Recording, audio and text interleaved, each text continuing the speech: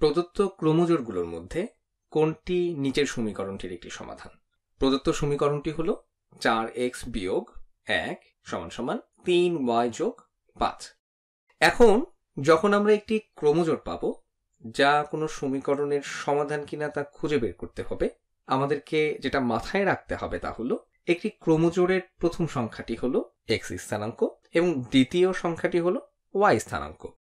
তো যদি এই ক্রোমোজোরটি একটি সমাধান হয় তাহলে x এর মান হবে 3 এবং y এর মান হবে 2, যা হয়তো এই সমীকরণকে সিদ্ধ করে।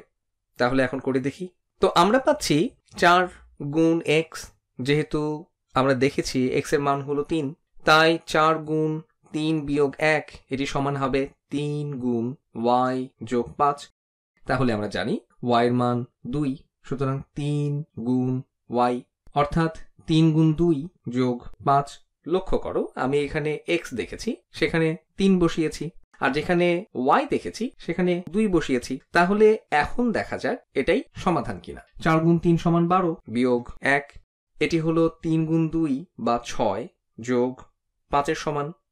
12 বিয়োগ 1 সমান 11, 6 যোগ 5 সমানও 11। তাহলে উভয় পাশই সমান হলো। তাহলে 3,2 জোটটি সমীকরণকে সিদ্ধ করছে। তো এখন দেখি 2,3 এই জোটটি সমাধান হতে পারে কিনা। তাহলে এই জোটটি থেকে আমরা দেখতে পাচ্ছি x এর মান 2 এবং y এর মান 3। এবার এই জোটটি পরীক্ষা করে দেখা যাক। তাহলে আমরা এখন মানগুলো অর্থাৎ x এবং y এর মান বসিয়ে দেখব।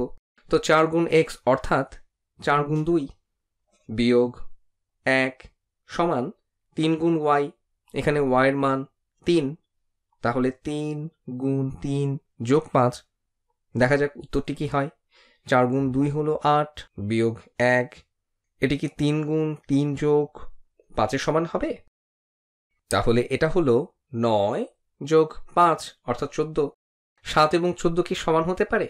না, আমরা দেখতেই পাচ্ছি স্পষ্টভাবে এটা সমান হলো না। যেহেতু উভয় পাশে সমান মান পাওয়া যায়নি, তাই এই জোটটি x এর মান 2 হলে y এর মান 3 হতে পারবে না, অর্থাৎ এই জোটটি সমীকরণকে সিদ্ধ করে না। সুতরাং শুধু 3,2 এই ক্রোমোজোটটি হলো এই সমীকরণের জন্য সমাধান।